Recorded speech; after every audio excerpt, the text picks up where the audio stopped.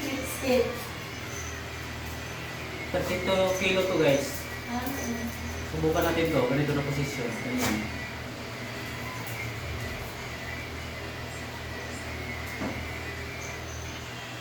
Ganito. Ganyan.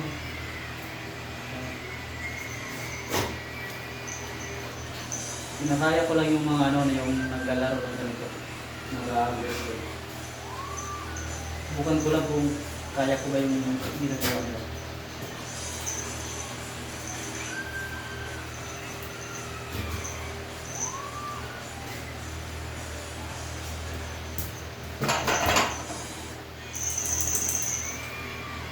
Kaya mo siya guys, gusto lang parang mahirap. Pero sanayan lang.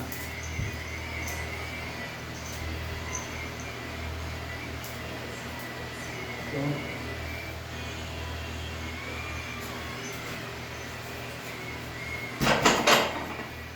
32 kilo.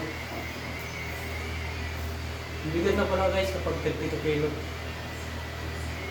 Kapag ganito ang posisyon. Yung nag-exercise ng ganito, lagi, hindi ito mahirap sa kanila. Sasanay na sila eh. Ito natin, tayo ko ba? Ito na posisyon.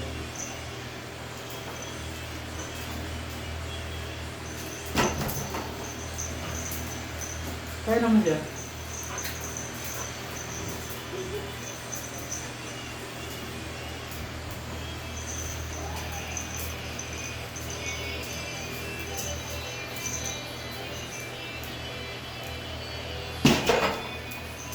Kaya naman.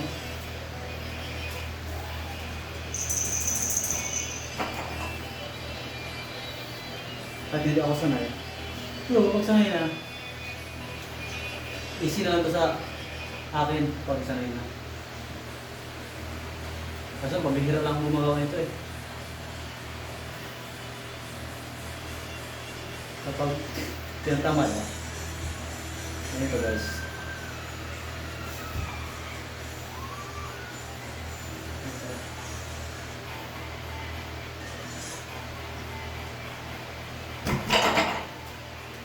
Kaya rin mo, 32 kilo.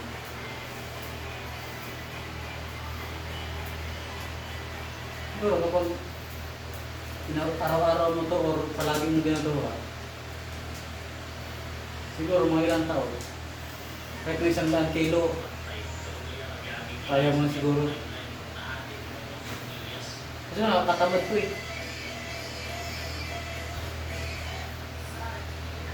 Nakakatamad kong gawin ito. Hindi na pa.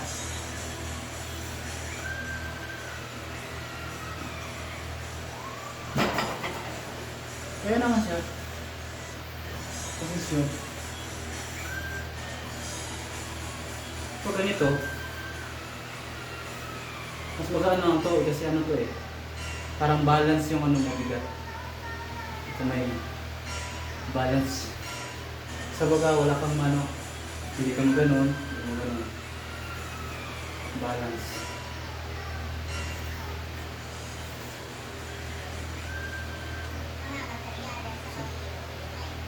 Ganun naman siya guys. Tapos ganun na posisyon. Kasi nakakaroon siya ng balance.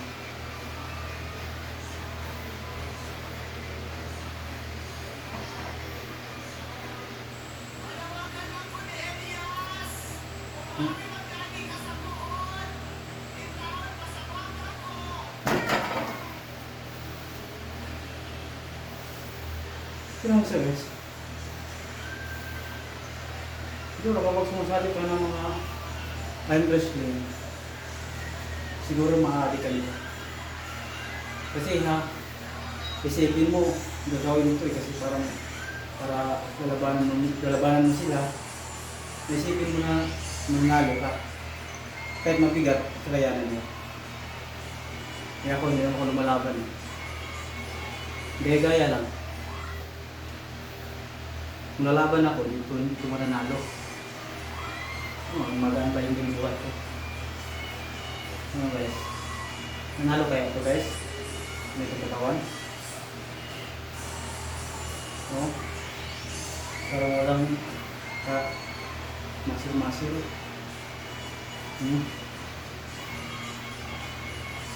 Nanalo. Kaya bigay lang tayo.